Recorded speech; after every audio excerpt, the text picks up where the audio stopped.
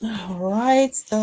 Good evening, everyone, and welcome to ATP Live Monday. How has your day been? I hope you've had a lovely day. I've had a very busy one. All right. Welcome to ATP Live Monday. As you are all aware, for those who are familiar with us, ATP Live Monday is a program uh, designed for answering any health questions that you may have about your children. So, thank you so much for joining us. And I'm glad that we are live on Facebook today. It's been quite a while for Facebook. But so welcome everyone. So let's just share the video. Let's do that first. If you are just joining us, welcome. I'm trying to find a place to put my my lights. All right. So please share the video. Invite your family and friends to be here. I'm also going to do the same. So let's just share the video first, so that everybody can see and everybody can hear us. Let me just change.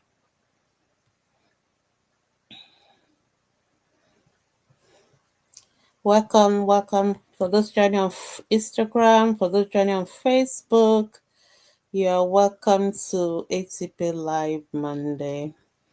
I'm just trying to share the video. So and then try to make sure everybody can see us. So let me just let's share the video. Let me share it first to my links to my field.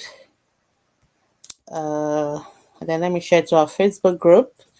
Because it's been a while, so some of them may not see it unless we share. So please share the video as well. And if you have any questions while we're doing the sharing, you can start to drop your questions.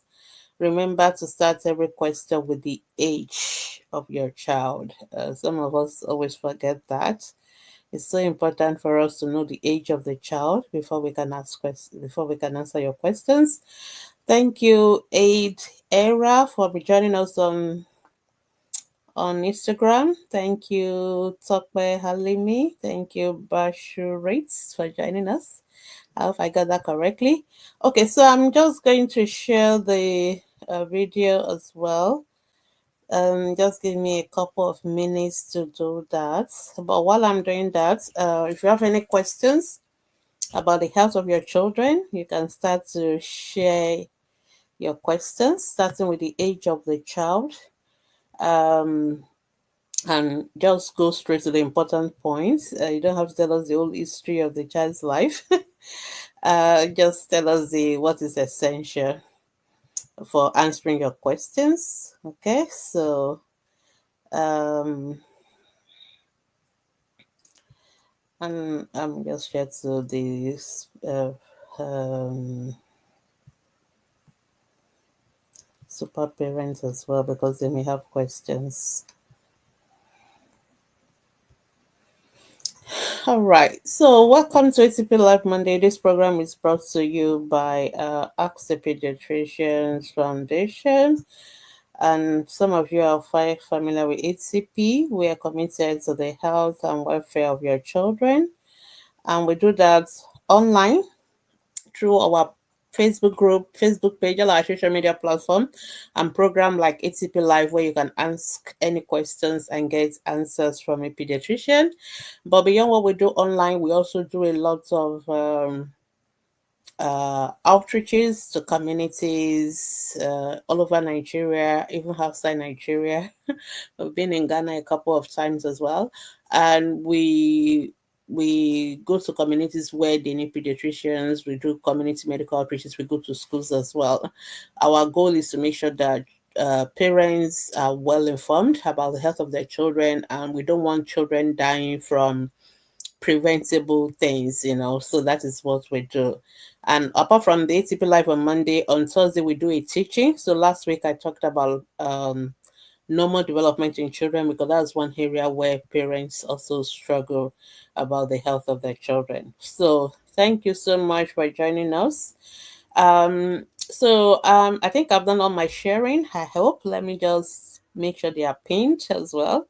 So feel free to start asking your question now. We just got 1 hour, and after that 1 hour, we'll be done with the questions. But that does not mean that if you have any questions beyond the live sessions, you can always ask your question on our Facebook group, Ask the Pediatrician Facebook group. You can miss our group on Facebook.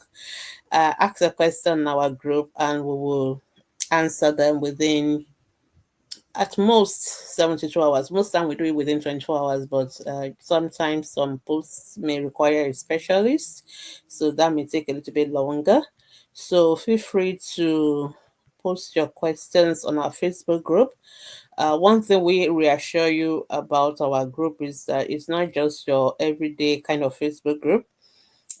You can be sure that whatever answers you're getting from that group is an answer from a pediatrician's perspective, and it's something you can take to the bank, all right, or take to the hospital, depending on what we tell you to do. Anyway, bottom line is that it's going to be evidence-based answers, so feel free to uh, ask your questions there. All right, so I think I'm done with all the sharing and pinning. All right, I guess I'm ready to start answering questions now. And I think I have a question already on Instagram and another question on Facebook. I'm so happy that we are able to get our Facebook back.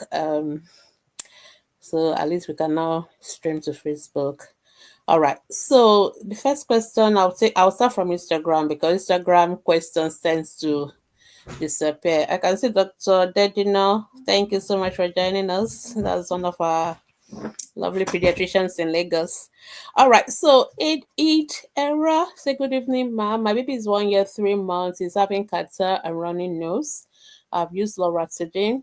I'm very worried about your use of loratadine, because we try not to use loratadine in children less than 2 years old. The catarrh will stop and will come over again. Yeah, okay. So for how long has this child been having the catarrh on and off? I think that's more important information. So some children can have catarrh and it is just like acute respiratory infections, and so it will run its course and go away within 2 weeks maximum. However, some children have what we call allergic rhinitis, so those tends to have recurrent catarrh, so because it's an allergic reaction to something. And the most important thing for such children is to know what are the triggers, what is making them to have the it could be as simple as the fact that maybe you are afflicting the house, or a particular perfume, or maybe the smoke from your kitchen, or dust in the house. So there are many things that can trigger such people to be having, and the way those children, that they tend to sneeze a lot. They will just sneeze and sneeze and sneeze, and in addition to the catarrh, and then it tends to happen at maybe certain time of the day and all that. So those ones are allergic rhinitis, and usually it's like you said, it could be on and off for initially for a long time. So for such cases, we recommend that you see your ENT doctors, because sometimes we may have to give some treatments for the allergies. But the most important thing when it comes to allergic condition generally is avoid the triggers if you can avoid them. But if going to a week now, if it's going to a week, that is not yet it's not yet recurrent, because you say something is go on and off. A week is not that long, and a typical respiratory infection will last for 2 weeks. So if it's just 2 weeks, less than 2 weeks, I'm not even going to worry about it.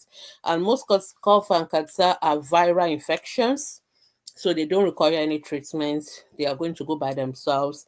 Your treatment does not make it go faster. It will run its course, and then it will go away. So I would just leave it alone. Just keep the child warm, and stop loratadine. Loratadine should not be used in children less than 2 years. Please don't be using medication no when it's not prescribed by a doctor. Apart from your paracetamol, deworming, and all that, some medications have to be prescribed, and some medications are age dependent. So before you use any medication, read the the leaflet and note the age. If you have read the leaflet, you have told you don't use it in children less than 2. So please avoid unnecessary medication. But cough and catarrh in children usually not a big deal. Most of them are viruses, and then they will run the course and then they will go. If it's recurrent, because when you say it's on and off, I was actually thinking it's something recurrent, then that's when you think of allergic rhinitis. But something for 1 week is not yet long enough for us to put in that category. All right. I got a couple of questions on Facebook, so let me take one of them. Amli Yusra said age is 3 years. She talks, but not really fluctuates. Do you mean not fluent or something? Okay, my mom said my talking to was delayed. Okay, so I don't know whether it's hereditary. Please, what could be the problem? Okay, so last week I did a presentation on our ATP webinar was on normal development. So Amli, I don't know whether you watched that one. If you didn't, I want you to go and watch it, because I actually talk about what is normal, when you should worry. So a 3-year-old should be speaking in sentences. For a 3-year-old, the word doesn't have to be 100% clear. 75% is acceptable, but at least they should be doing sentences. So you didn't really tell us what your child is talking. You just say your child talks. That is no information. So I really need to know how many words is your child saying, how many single words, and does the child put the words together to form phrases or to form sentences? Those are more important information for me to know. So because a 3-year-old should be able to speak in at least minimum 3-word sentence. So I usually give a rule of the thumb: 1-year-old single words, 2-year-old 2-word phrases, 3-year-old 3 words sentences. So if your child is not yet speaking sentences at 3, you need to see a speech therapist. If it's only the speech delay and nothing else, speech therapist will be able to take care of it. But if there are other behavior issues or other developmental delay in addition to the speech, then you have to see a a consultant pediatrician, preferably a developmental pediatrician, so that they can do further assessment. So if you are still listening to me, you can. Okay, yeah, you've just given me an update. So you said single words, no. So if a 3-year-old is only saying single word, that is speech delay. That is really delayed, and you have to see a speech therapist. Some things can be familiar, some things can run. So you say you talk late. Sometimes it's possible that it can happen in your child as well, but we don't want to jump to that conclusion first. So we need to see. I would recommend that you see a speech therapist if that's the only thing you're worried about. But if there are other issues, behavior issues, repetitive behavior, and all that, I'll recommend you see a developmental pediatrician. You can go online and do the autism screening as well, just to be sure there's nothing else. But if it's just purely speech delay, a speech therapist alone will suffice for now. Okay. Good evening, good evening, good evening, Dr. Dedino. Thank you so much for joining us from your AVU pediatric practice. Congratulations. All right. Let's continue. No more for Instagram people, ask your questions so that I can answer it. Okay, got another question on Facebook. Fola Mole Ganiya say, good evening, doc. My baby of 3 years always complain of stomach pain, my tummy, and she will touch the navel, but the pain will go in small time. She complained almost every time. Okay, so baby children, is your child constipated? That's the first thing I really want to know. When your child passes stool, is it hard or is it normal stool? Because there are lots of reasons why children can have abdominal pain, and it varies from, there's actually nothing wrong with the child. So some children, for example, complain of abdominal pain, especially for children of school age when they don't want to go to school. And sometimes some children have what we call constipation, which is one of the most common cause of abdominal pain. They tend to complain of abdominal pain when they are constipated. So the stool will be so hard. And what you need to do is make sure you give them water, you give them fruits and stuff like that. Some children actually have abdominal pain that are more serious and sinister. Usually, there are conditions that can cause severe abdominal pain, like that even we need operation and all that. So children who also have umbilical hernia, for example, if the child has a very big navel and it is hard and difficult to go back inside. It can be that means the umbilical, that's an umbilical hernia that is becoming strangulated or obstructed, and that can also cause abdominal pain. So there are many causes of abdominal pain, even urinary tract infection, so many. So we are not able to know which one is which in your child. So I would say just go for the commonest one first. Your child constipated, because you can easily deal with that. If the child is not constipated, then you may want to see us in the hospital, because we need to ask many more questions. We need to examine the child, feel the tummy, and all that. Most of the time, there's really nothing wrong, but once in a while, there may be something seriously wrong. So we don't want to miss it. So I'll recommend, if the child is not constipated, then you have to see us in the hospital. If the child is constipated, give a lot of water, a lot of fruits, vegetables, and then hopefully the child should start moving this bowel, and then the pain should go away. But if not, you have to see us again at the hospital. All right. For Lama Legal, yes, you can let me know, feed me back before, if you're listening, so that I know whether you got that and which one you think it is. Okay. So Amli, you say it's just speech delay. So if it's just speech delay, see a speech therapist. Just look for speech therapists wherever you live. They can do their own assessments, and they can do some therapies for the child, and that will be helpful. All right. Good evening, Miss Fumi. Thank you. Good evening. Thank you for joining us. Please ask your questions if you have any questions. We are here now, so ask your questions. But remember that after 7 p.m. Nigerian time, will be off live. So at that point, for those of you who are watching the repeat video, please, if once we are no longer on the live session, once it's already past 7 p.m. on a Monday, we are not live anymore. You are watching a recording. In that case, please, you have to go to Ask the Paediatrician Facebook group to ask your questions. But if you are live now, feel free to ask your question. Okay, Falamale, you said thank you. I'll be taking out to General Hospital. Okay, all right. You're welcome. Yeah, you can go to General Hospital. I'm sure they will, when they see your child, they will ask more questions, and then they can help you work out what may be wrong. And yeah, that's a good idea. All right. All right, good. So, welcome everyone. For those who are just joining us, thank you so much for joining us. You're welcome to Atp Live Monday. Feel free to ask any questions that you may have about the health of your children. And I'm going to be here for the next, how many more minutes I have? Maybe another 45 minutes or less to answer your questions. But not to worry, once I'm off live, you can always go to ATP Facebook group Mondays to Saturdays and ask your questions. People still always ask me why they can't post on Sundays, and I can't remember how many times I've said we are not open on Sundays. So, but every week I must get one message in my inbox asking me I want to ask a question, and I can't post.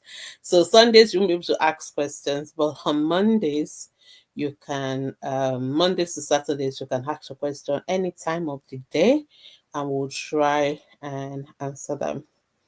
All right. So I'm just going to look at some of the questions that we have on our Facebook group as well.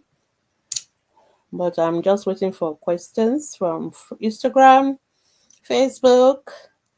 Feel free to ask your questions now. And if you don't have any question, that's also fine. And that means you're doing well and you can just listen. All right. Okay. Let me just take a few couple of questions. I think I'll just copy and paste them. All right, on the, so that people can see them. And I hope if those people are listening, they can also get the questions. So I got a question from our Facebook group now. It said, please, Ma, I want to know why we should not use the baby milk after it has passed 1 month of opening. Okay, that's a very lovely question. Generally, for those of you who are very familiar with ATP, you know we are not a fan of baby formula to start with. So we believe that breast milk is the best way to feed your baby. Of course, we have formulas for some reasons. The reason why we have formula is because sometimes the mother is not there. Some babies lose their mothers. Sometimes some babies have very severe metabolic disorders that they can't even take milk. Maybe if they take milk, they're going to have a terrible response to that. So there are a few instances like that when we have to use formula. So that is why we have those breast milk substitutes, as we call them. So the best way to feed your baby is to give your baby breast milk. Is the best because there are things in breast milk you will never get in formula. Now, people that made the formula, they already know, because once you open your formula, air is coming in and out here, so it's not like it's not going to be preserved like the way it is. And the way the formula is made, if you actually have formula feeding the right way, you should be feeding the formula, you should be finishing it in 3 days. It should be finished in 3 days. So there's no way a tin of milk should be lasting 1 month in the first instance. So if for those of you who are formula feeding, if you are doing proper formula feeding, your baby should be using not less than 2 tins in a week. So most of them, 3, 4 days, it should be done. And so the manufacturers, based on their own research and everything they've done, they've said that they know that after 1 month, the thing is, all the exposure to hair, because each time you open it, some hair with germs, everything is coming in and out. So definitely, so it's not going to be as fresh or as preserved, and that is also risks to your baby, because this is one of the reasons we don't want to formula feeding as well, because you're putting these babies at risk of diarrhea and all those kind of stuff. So you definitely want to try as much as possible, to avoid it. So when it comes to things like milk, things like drugs, things like all those kind of things, you have to follow your manufacturer's instructions. So it's not for you to be arguing with them. So if you are breastfeeding your if you bought the formula because you want to start, and then now luckily your milk is flowing, we are very happy. Just drink it yourself or throw it away. You don't need to keep storing it for what. Don't keep it for long. Once it's more than 1 week, in fact my own is 1 week, not even 1 month. You should just let it go. Just drink it yourself. It's fine. So it's okay. All right. I have a question on Instagram. Let me take Miss Fumi questions. It says, is it safe to add a little bit of seasoning to my baby's food? What do you mean seasoning? Like Maggi and all those kind of stuff? Yeah, you can. So how old is your child? 8 months old. Okay. There's no hard and fast rule about all these things. You can definitely use seasoning when you are cooking your baby food. The goal is taste. You want to cook food that has taste. But at the same time, we don't want the children food to be over salted. We don't want it to be too um we don't want the children to be loaded with all the salts and all those things that is in your or some of these seasoning so-called. Definitely you should not use monosodium glutamate. That one is out of the question. So but if you're cooking like soup and all those kind of things, but you don't need seasoning in rice. Now rice, you just put normal salt. Abi. So, but if it is the soup, yes, I can understand you want to put a little bit of seasoning. So you can put a little bit, but moderation is always the key word.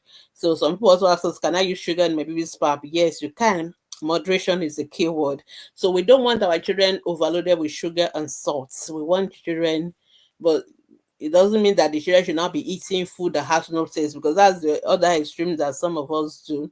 And when we go to that extreme, then the children would not even eat at all, because I always tell parents that whatever food you want your child to eat, you yourself, you must taste it first. Does it taste in your own mouth? So if it doesn't taste in your own mouth, how do you expect the baby to like it? So let's go for moderation. Moderation is key. Whatever you can eat, your baby can eat it, but don't overdo things. Some of you, you cook food that are too hyper flavored and it's too peppery. Children don't need pepper. There's no nutrients or calories in pepper. So just cook food that children will enjoy. Colorful, tasty, but not, to the other extreme. So I hope that's helpful. But otherwise, there's nothing you can eat that your child cannot eat. So if that is a way, that's the rule of the thumb for that. All right.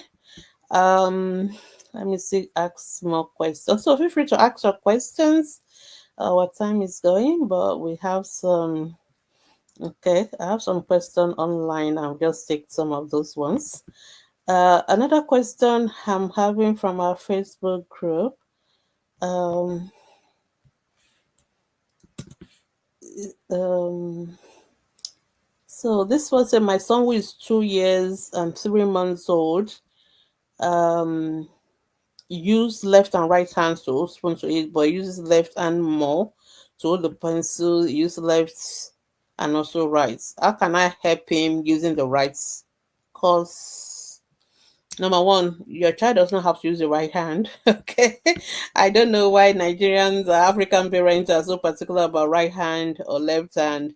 Your child does not have to be right handed because the way you are going up, the way you are going, I can see you are coming from the African background of your right hand is the right hand is the right hand, whereas okay, that even if I put the spoon in his right hand, it switches back after a while. Okay, yes, okay, I've now put in the extra message. Oh, thank God! Now we can now see the finished message. Okay, yeah.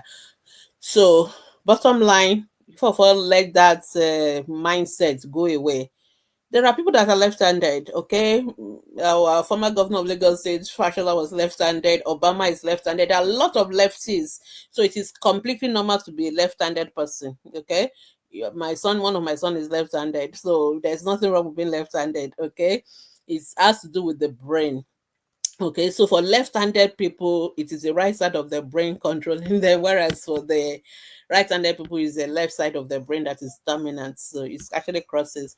Anyway, bottom line is perfectly normal to be left-handed, and it's perfectly normal to be right-handed, and you don't need to force a child because some of us parents we do that, and you actually confuse the child, and that's what you're already doing because I will put it in the right hand, then the child will switch back. Just leave the child alone. Don't force the child to use the left hand, to use the right hand. You are confusing the child and you're going to cause more harm. Leave the child to use one hand. Whatever hand the child wants to use is perfectly normal. There's no abnormal hand, okay? It is the brain of the child that determines whether the child is right-handed or left-handed. And some people use both hands conveniently. So some people that are what we call ambidextrous. So there are people that have two hands. They can use their left hand as good as their right hand, and it's perfectly fine as well. So for mothers who have children who are left-handed, please leave them alone. If it's because of you, such mothers, that we created what we call the left-handed day. There's a day that we actually celebrate those who are left-handed because people tend to ridicule or make them feel less. No, it is perfectly normal to be left-handed, and they can eat with the right left hand. These days, people use cutlery, so it doesn't really matter whether you're using your right hand or left hand. You are using cutlery, so all is well and good. So don't force the child. Let the child use whichever hands is convenient because it is not their fault. It's their brain that determines that, and it is perfectly fine. All right. So Omolola is asking, good evening, Doc. Please, is meningococcal conjugate vaccine and meningococcal vaccine the same thing? Yes, they are the same thing. So we have different kind of meningococcal vaccine.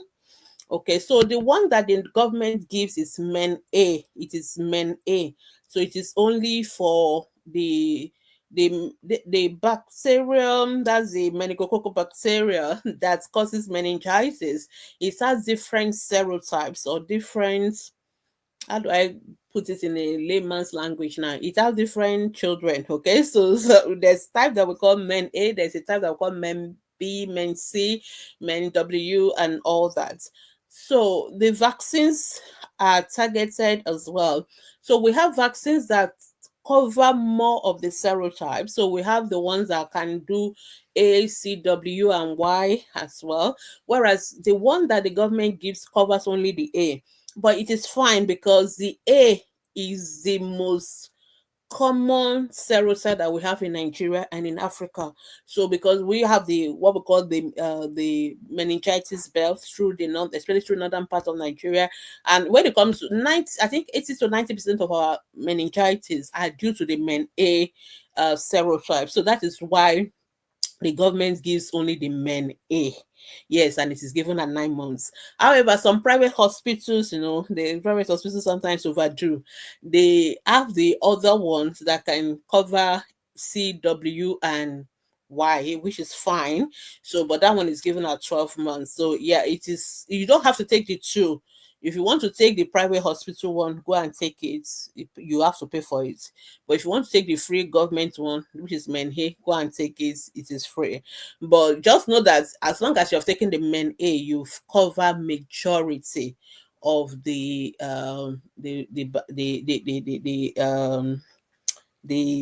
the meningitis serotype that affect us in Africa. I hope, Omalola, I hope that is clear. If it's not clear, let me know so I can clarify it. All right. Okay, I got a question on Facebook from Esther Akimola. So my baby sis is sis, my baby six. Your baby sis is 6 months today, but she doesn't. Oh, are you saying my baby is six? I'm confused about you. Anyway, this baby is 6 months old, but she doesn't roll from back to front, neither front to back. She only rolls to side. It's okay, it's fine. I'm not worried. You need to listen to the last Thursday's presentation. So at that last week, so those of you who listen, you will know what I said. So if your baby is 6 months old and your baby is just starting to do what it's supposed to do at 6 months, or is not yet even doing it perfectly, we are not worried about it, okay? Because we always give children a little bit of a gap to catch up. We know some children will be a little bit slower and some children will be a little bit faster. It's still within normal. It doesn't mean there's anything wrong with this child. The child is already rolling at least. It's just that it's not yet rolling fully to your satisfaction. It's still okay. So we only get worried, for example, maybe in 9 months' time, or no, not even 9 months, maybe 8 months, the child is supposed to be sitting without support. So if at that 8 month the child is not yet sitting without support and the child is still not rolling, then that is when it will become delayed. But it is just 6 months. This is the time baby is supposed to be doing it. So you see, give the child a little bit of time to catch up. We will not worry about that for now. So that is perfectly normal. So you don't have to. Oh, so for example, when we say children should work at 1 year, if your child is not working at 1 year, I'm not going to worry about it. I will just give the child some time. Some children will work at 13 months, some children will work at 14 months, some will work at 15 months. It's still normal. We give everybody a little bit of gap, and then by 18 months, when I expect the child to start running, if the child is still now not working at that time, then that's when working becomes delayed, because now we have gotten to another level where we expect the child to do something else, in addition. The child is not yet even doing the ones that was before, then that is when we will start worrying about working being delayed. But if it's just at the exact time, we usually just give the children a little bit of catch up time. So Esther, is it Esther? Let me go back to Facebook. Yes, Esther, you don't have to worry. I'm not worried about this 6 month old who is only just rolling, maybe just starting. Just give baby a little bit of breathing time to catch up. Yes, if your child has already taken meningococcal A at 9 months, you don't have to take the one at 12 months. You don't have to take unnecessary. It's just a repeat vaccine. I don't think it's going to cause your child any harm, but it's actually unnecessary. That's like taking the same vaccine twice. It doesn't really do any good or anything for your baby. So if you've taken the one of 9 months, there's no reason for you to take one of 12 months. So it's either you take one. It's just the same like MMR and measles. So measles, for example, now some people just take measles vaccine. Some people take MMR. There's no point taking measles and then taking MMR. If you want to take MMR, just go take MMR, don't take measles, because the MMR there's also measles there, so that will be duplicates of vaccines. And I guess the vaccine, too much vaccine doesn't cause much harm, but it's actually unnecessary injection for the child as well, because these are injectable vaccines. So if you have taken one, that's fine. You don't have to take a second one. Okay. I hope that's clear. And I hope, Esther, you got the answer to your question. Yeah. All right, everyone. Thank you for those who are just joining us. You're welcome to ATP Live Monday, and we're still talking about. We're answering your questions. So if you have any question, you should ask your question. Okay, I have another question here that I would like to address, and I'm really very upset with this person. And I'm generally upset with all of you parents that tend to beat children for health issues. I mean, that is wickedness. It is wickedness. A lot of things that we beat our children for, we are being mean to them. So look at this question. Good afternoon, Doc. My stepson, it's even your stepson, oh my goodness, of 6 years that stopped weeing in the night 2 months ago suddenly starts to wee in the night. I have beaten him. Why do you need to beat a child for pee on the bed? It's bedwetting is a medical condition. Yes, it is called enuresis. You don't have to beat the child for bedwetting. You are being mean to that child, and you really need to go and apologize to the child. No child should be beaten for bedwetting. It's a medical condition. There are reasons why children bedwet. And especially I'm worried about this 6-year-old who are already stopped bedwetting, because when a child has stopped bedwetting and they start to wet again, it's even more serious. Though this one is not really long, it's just 2 months. Okay, usually we worry about 6 months. If somebody has stopped wetting for 6 months and then they start to wet again, we call it secondary enuresis. And secondary enuresis is usually of a medical cause. So it could be that the child has urinary tract infection. It could be that the child is even being bullied. And the way you are beating this child, I won't be surprised that maybe that is part of the reason why the child is wetting as well.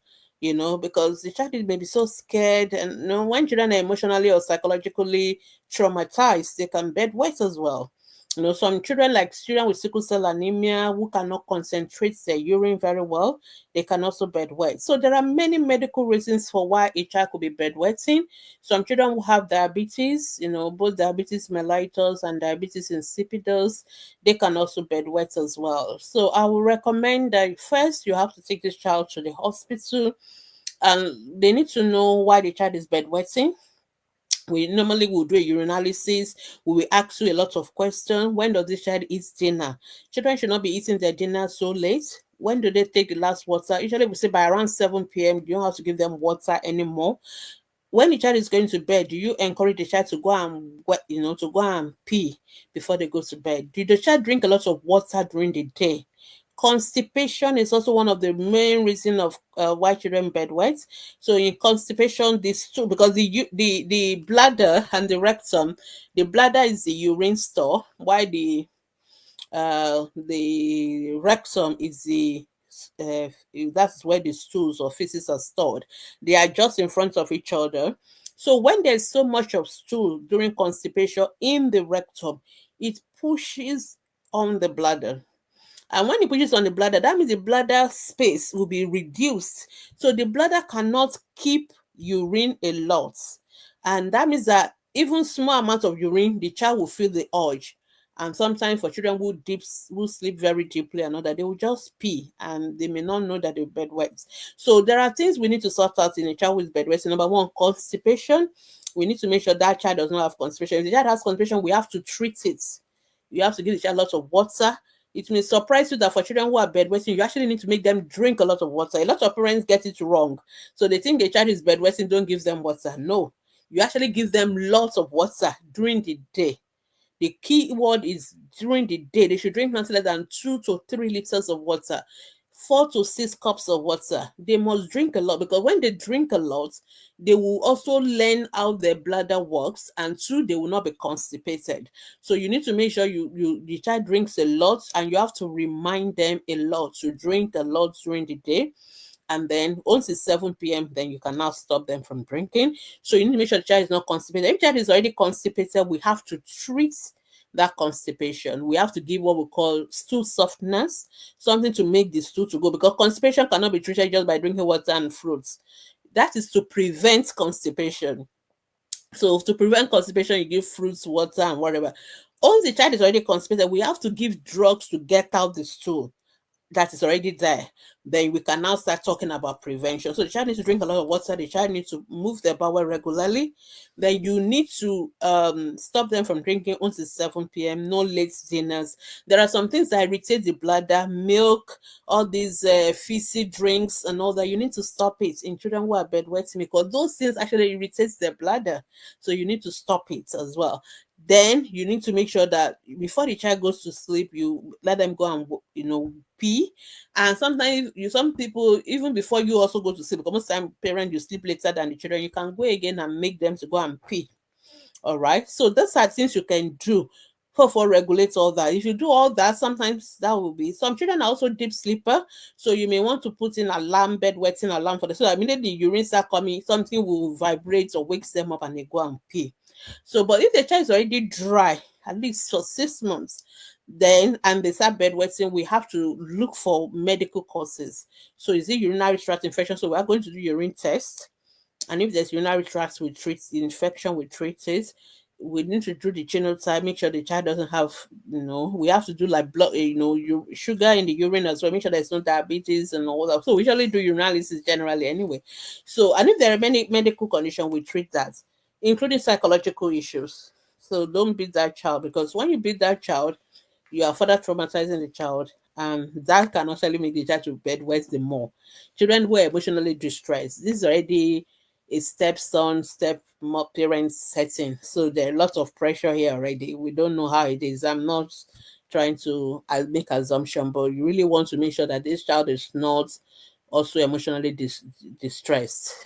So do all that. If you are still struggling, come see us in the hospital, see a pediatrician, and then they can help you with that. But please, let's not beat children for being children. Let's not beat them when they have medical issues.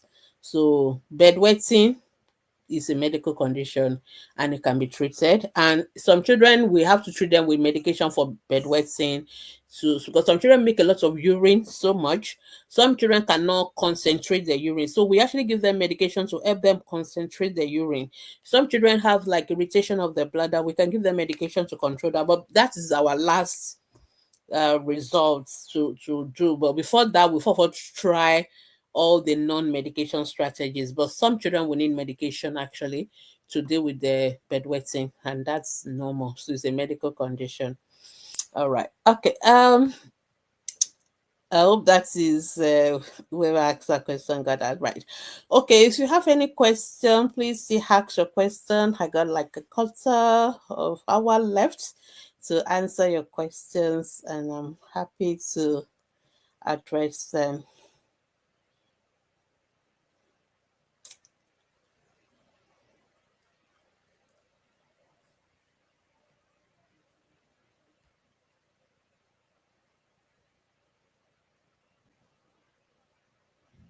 Okay, Instagram. I hope there's nothing, because I appear a bit frozen on Instagram. So I hope it's not that. And I'm so worried about refreshing it because I don't want to disappear. But if you are there and you can hear me, just let me know you can hear me on Instagram, because I'm frozen on my hand here. But Facebook, I can see you guys, so no problem. So feel free to ask your question. I'm just picking some question from our Facebook group as well. Okay, let me pick this one. Um,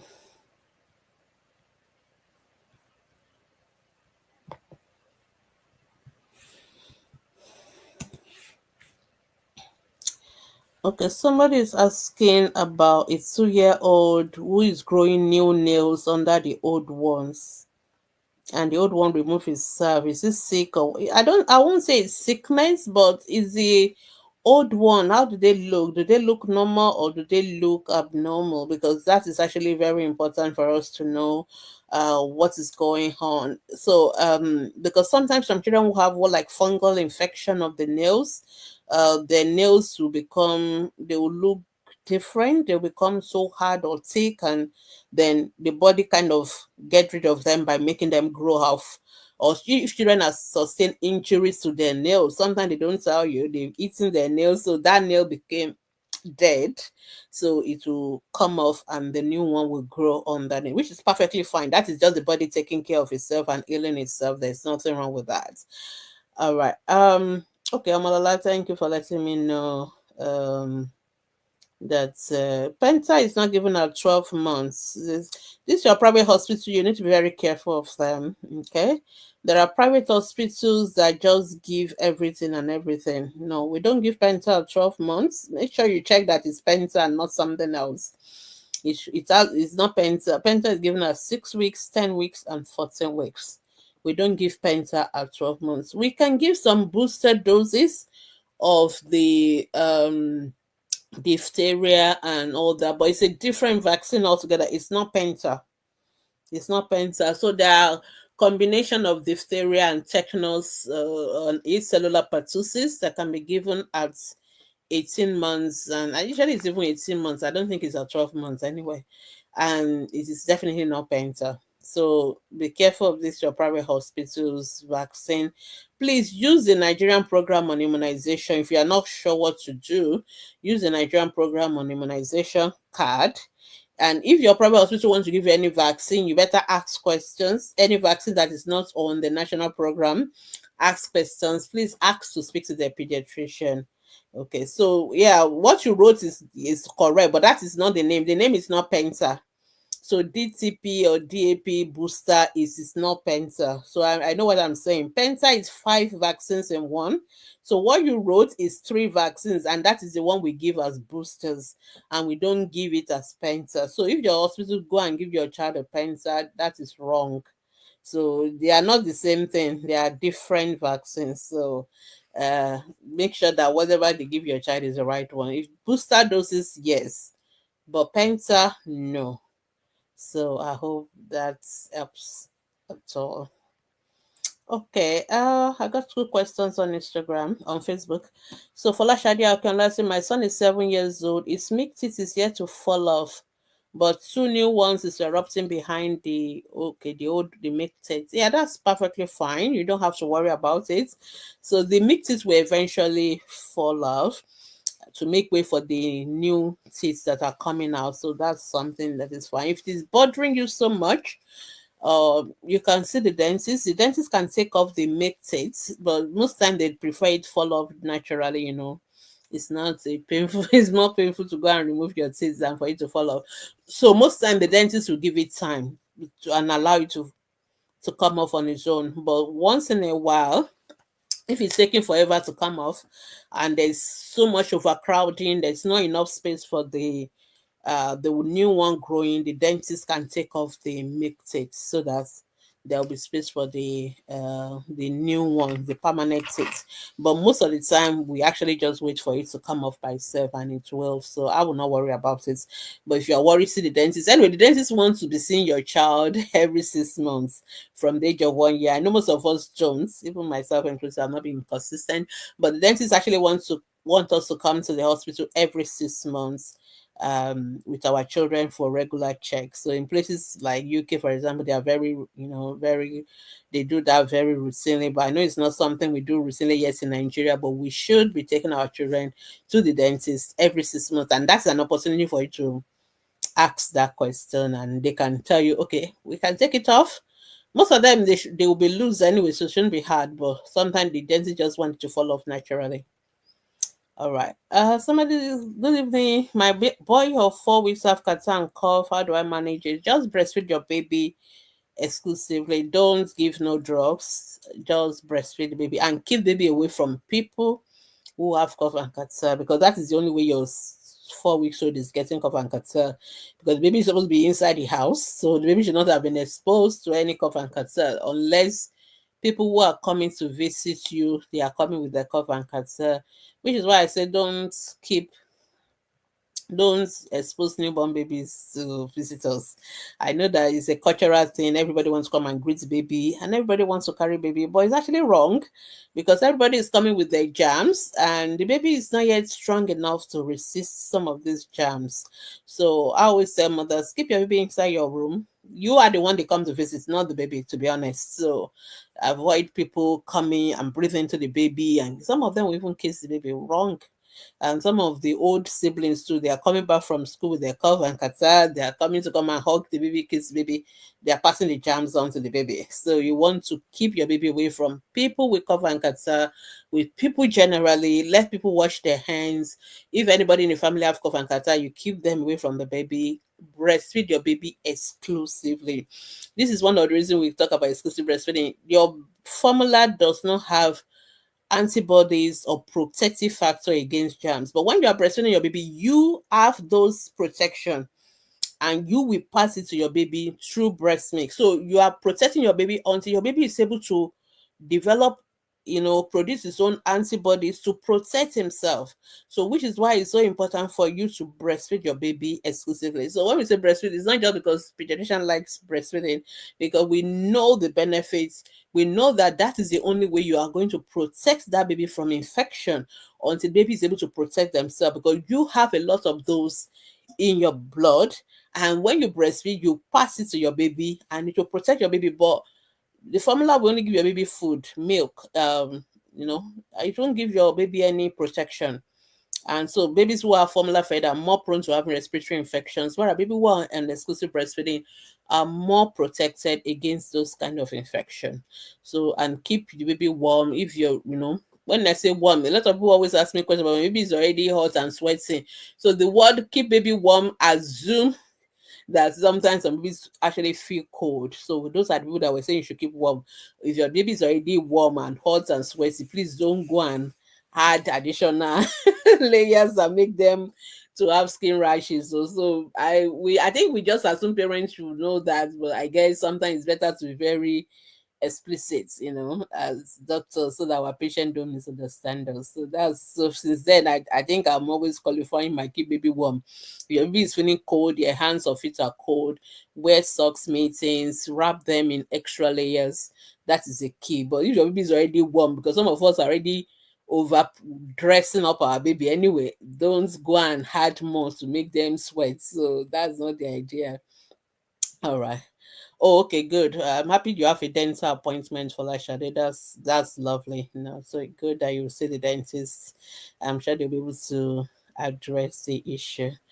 Lovely. So we have got 8 more minutes to go. So on Thursday, watch out for our teaching. I'm still not sure what we're going to be dealing with this week, but it has been the Down syndrome day. So I'm wondering whether I should talk about Down syndrome or talk about cerebral palsy, or maybe I should just talk about special needs children generally, because I guess it's the month of March. There's a lot going on. And of course, in April, I'll be talking about autism. I talk about autism every April because autism is, April is World Autism Awareness Month. And of course, April 2nd is the World Autism Awareness Day. So watch out for another talk about autism. Um, all right. Somebody say,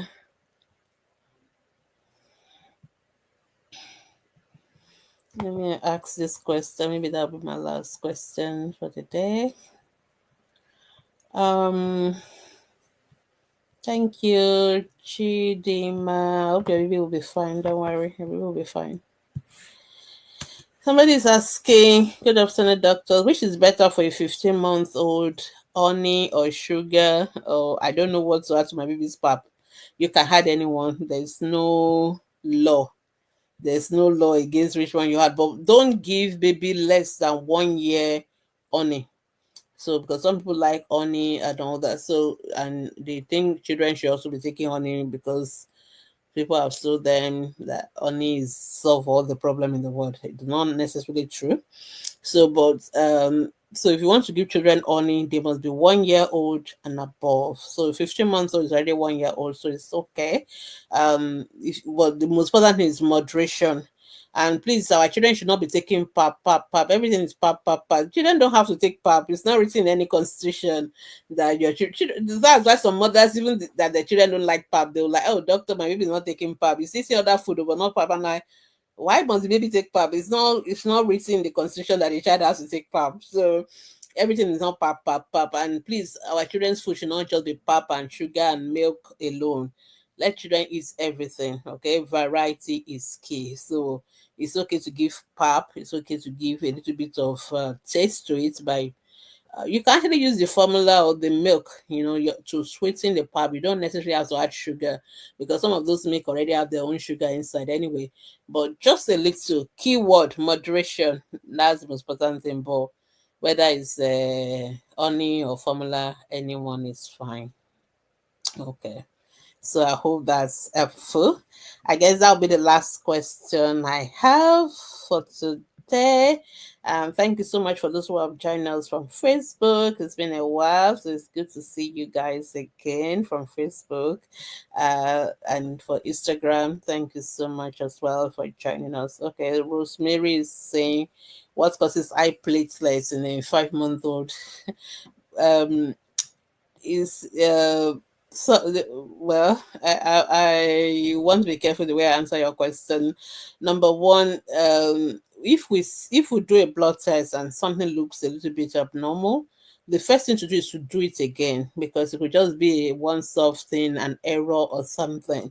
So if I'm your doctor, that's what I'm going to do first. Okay, so I'm not going to start running around and worrying about what is not there, especially if there's nothing wrong with it, or especially if there's nothing to suggest that the baby should have. For example, if your baby was dehydrated or the sample was taken in a particular traumatic way, the result could be abnormal. So I would say go and for check again, discuss with your doctor. Your doctors may have an idea, which is why we can't just interpret lab result without seeing the baby, knowing what is it with the baby. So if your doctor have some idea of what is going on with your baby, they will know why your baby can have high platelet level. There are reasons for what we call thrombocytosis, like too much platelet, um, but the most common reason is actually a lab error, So first aid, because platelet is not usually something that tends to have a lot of abnormality. So the first thing is first go and do a repeat full blood count, make sure the sample is taken properly, make sure it's the right lab doing the right test, and then there are some level that is, like for example, if the platelet is supposed to be 150 to 400 and it is 410 or 450, I'm not going to start worrying about that. That is not high enough to worry. So I know parents, that's why we don't want you to be interpreting lab results by yourself.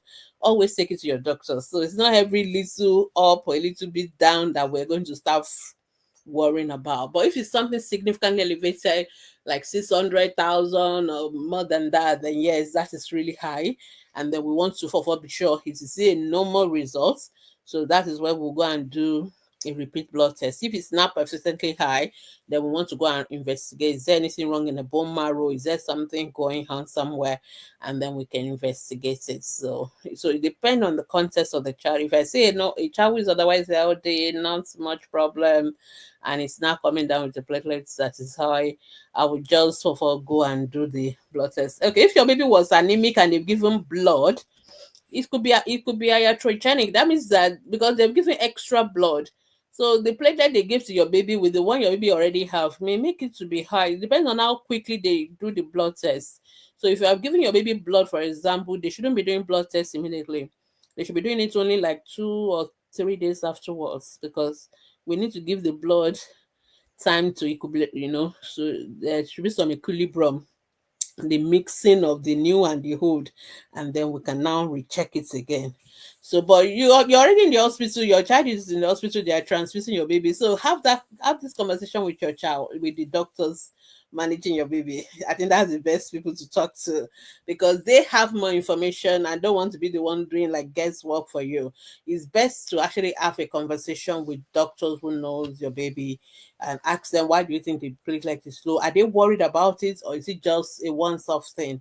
So, like I said, if your people were just transfused, how soon after transfusion they take the blood sample for a repeat test? So, after that conversation with them, then they'll be able to tell you why they think the platelet is high and then what to do. So it's better that way. Let's not just do guesswork and get too unnecessarily anxious, and so we are very careful when we say to parents online. It's very important. I don't want to say things that will make you decide, so what is that you want to go and Google, and then Google will come and frighten you the more. No, there's no need for all that. So I'm happy that you're in the hospital, so your child is being treated. So have that conversation with your doctors. Okay, I hope your baby gets well soon. All right, I think my time is up. I gotta go. So thank you so much for everyone who joined and who asked questions. If you still have any questions, please go to ATP Facebook group. We're always there. Go to our Facebook group, ask your questions, and we will answer them. Please be patient with us. I know some of you say, wow, my question not be answered since yesterday. Please be patient with us, okay? We are also full-time professionals who work in the full-time hospital, who see patient full-time. So we are not online 24/7. We are grateful for all our moderators, all our professionals who are you know, chipping in time here and there. So people chip in time from time to time to help, but they are not there 24/7. And there are questions that moderators can help with, but there are questions that a pediatrician like myself has to do it. So that will determine how your question will be answered. So if you ask, okay, how long should I breastfeed my baby exclusively for? That is 6 months. Everybody, even some of our members can answer that for you. So that kind of question will be answered very fast. But if you are telling us about somebody's in my platelets is high, is this and that, that is something a specialist has to answer. So that will be a little bit delayed. So be patient with your servants. Be patient with us. We will always answer your questions as soon as we can. Thank you so much. And so watch out for my teaching this Thursday. And our ATP webinars on Thursday is a good time to learn if you just want to learn. And of course, you can go to our website to read. You can also go to our podcast to listen. So follow us on all our social media platform and you will learn a lot. Thank you and have a wonderful rest of your day. Just bye from me. Bye bye.